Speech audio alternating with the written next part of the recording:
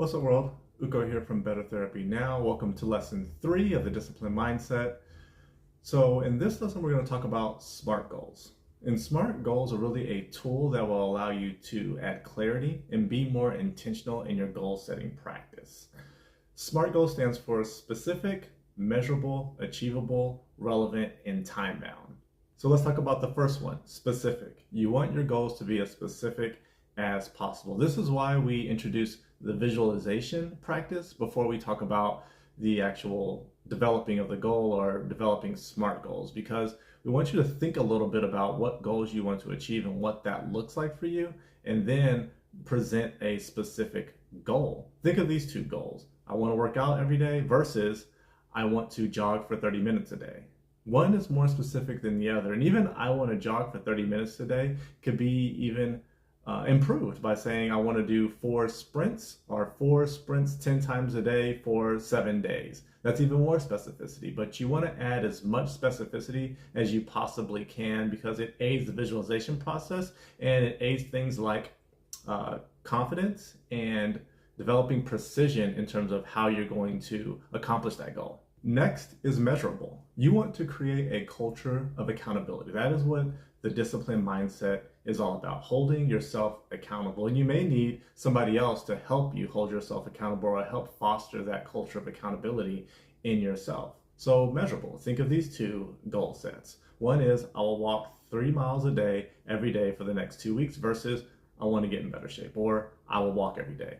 One, you can actually measure because you can measure how far you walked and whether you walked every single day. You can actually track that on a piece of paper or some type of accountability chart, whereas I will exercise more just isn't measurable and is not specific enough to be measurable. When you're not creating goals that are measurable, then you can cheat yourself. You can kind of fudge the numbers, or it makes it easier for you to lie to yourself and say that you are working hard or you are working out when you're really just going through the motions. And that's why you want to create something that's measurable so that you can track it, create that culture of accountability, hold yourself more accountable, and then take the necessary steps or the more impactful steps towards your end state. Next is achievable.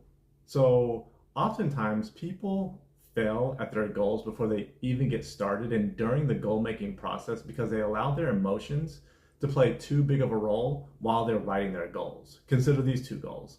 I want to walk 3 miles a day every day for the next 2 weeks versus I want to run a marathon tomorrow. One is just not realistic. It's not achievable. You probably need a coach or to be running every day or a whole lot of days every single week in order to be prepared to run a marathon versus just running or walking a couple of miles every day for the next 2 weeks, which is something that for somebody that's not doing that already can realistically do. So you want to reality test your goal set. Creating goals that are achievable doesn't mean lowering your standards or aiming low. It means taking realistic steps and kind of taking small bites of the big elephant that is your kind of big, hairy, audacious goal. Next is relevant. You want the goals that you are creating to be relevant to what you're actually trying to do. Consider these 2 examples. One, I want to walk 2 miles a day every day for the next 2 weeks so that I get in better shape versus I want to watch 3 fitness videos.